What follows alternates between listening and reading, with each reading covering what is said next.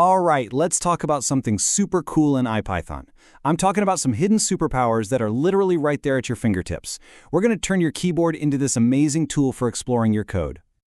You know the feeling, right? You're deep in the zone, just cranking out code. And then, bam, you hit a wall. You've got this Python object, and you know there's a function for it, but what was the name again? Or maybe you're just staring at it, wondering, what can this thing even do? So here's what we're going to cover. First, we'll talk about that exact problem. Then, I'll show you the super simple solution hiding in plain sight. We'll put it to the test, kick it up a notch with some advanced tricks, and hopefully by the end, you'll have a whole new way of looking at your code.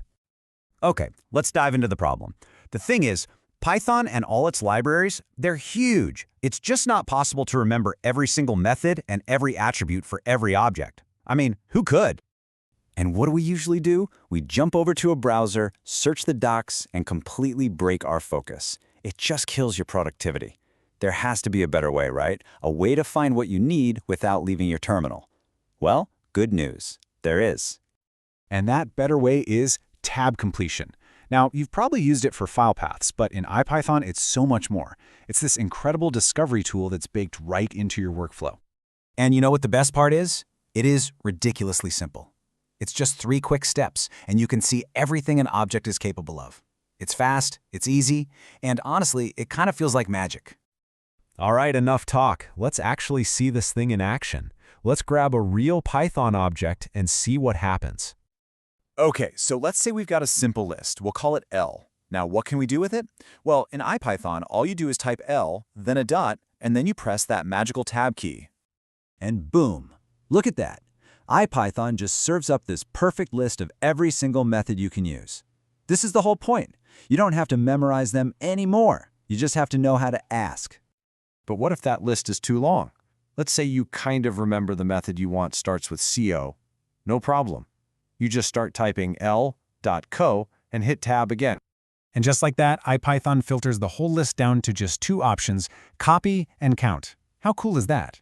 It's such a fast way to find the exact function you're looking for. Now, you might notice something. IPython is hiding some of the internal stuff to keep the list clean. I'm talking about those special methods with the double underscores. You know, the dunder methods? But what if you need them? Simple. Just type a single underscore after the dot, hit tab, and boom, there they are. And this isn't just for objects you already have. It works for imports too. This is a huge one. Say you're trying to import something from itertools, but you can't remember the name. Just start typing, hit tab, and IPython will show you everything that matches. It's amazing for exploring new libraries. Okay, so tab completion is awesome when you know how a name starts. But what if you only know a piece of the middle or the end? Well, for that, we've got to level up. Let's talk about wildcard matching. So here's the key difference. Tab completion is for when you know the start of the name. Wildcard matching? That's your secret weapon for when you only know a part of it. Think of it like a search tool for code. Let's check it out.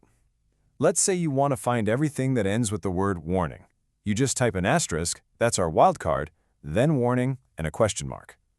IPython will then search the entire namespace and show you everything that matches. This is so useful for finding things like related exceptions. Okay, this next one is probably my favorite example. You're working with a string, and you know there's a method to find something, but you forget the name. You can just search the string object str.find ? For anything with find in its name. And there they are, find and rfind. This is a total game changer, for real. So when you combine these 2 things, tab completion and wildcards, it really changes how you code. You're not just trying to remember and write commands anymore, you actually become a code explorer.